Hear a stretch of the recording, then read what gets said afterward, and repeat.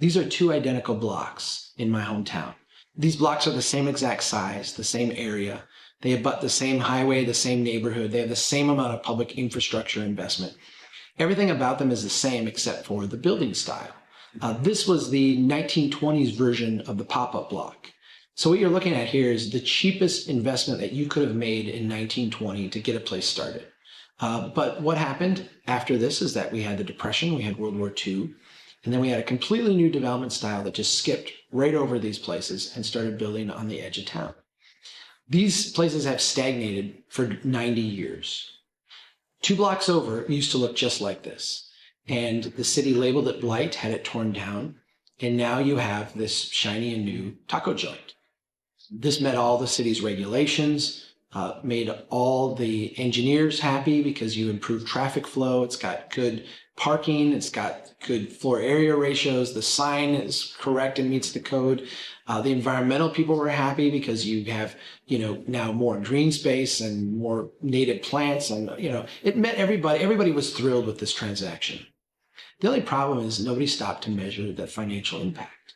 That old and blighted block has a total value of $1.1 million. That shiny and new taco joint, the same size area, the same amount of public infrastructure, the same everything, just a different style of development, has a total value of only $800,000. The city's actually getting 41% more taxes off of that old, blighted, rundown block than they are in the brand new place. Understand what you're looking at. You're looking at the traditional development pattern, the way we have built places around the world for thousands and thousands of years, in its most infant form, after 90 years of neglect, and it still outperforms by a wide margin our new experimental approach, brand new. And we all know the trajectory of the taco joint. 20 years from now, there'll be a new taco joint up the street. This one will be turned into a used car lot. 10 years after that, it will be boarded up, and the city will be looking for a grant to have it torn down and get something new built there. We've all been around long enough to see this happen. We see the same kind of thing on the edge of our communities. This site is 19 acres. You've got the Mills Big Box, which is a double big box store. You've got an auto dealership and a gas station. This is the most valuable piece of property in the area. When the Mills people show up at a council meeting, we just stop the council meeting and ask them, what can we do for you, right? This is 19 acres of Brainerd's downtown. Much of the second and third stories are unoccupied. A lot of the first stories are unoccupied in places. Businesses that struggle to make it. For the most part, the investments in the downtown in my lifetime have been when we wait for a building to burn down, we clean up the rubble and then we pave it into a parking lot. If we look at the Mills property on the edge, the one that we value so highly, it has a total value of $0.6 million per acre. That's a huge sum of money. If we go to the downtown, we have the same area, just a different approach to development. You get a return of $1.1 million per acre.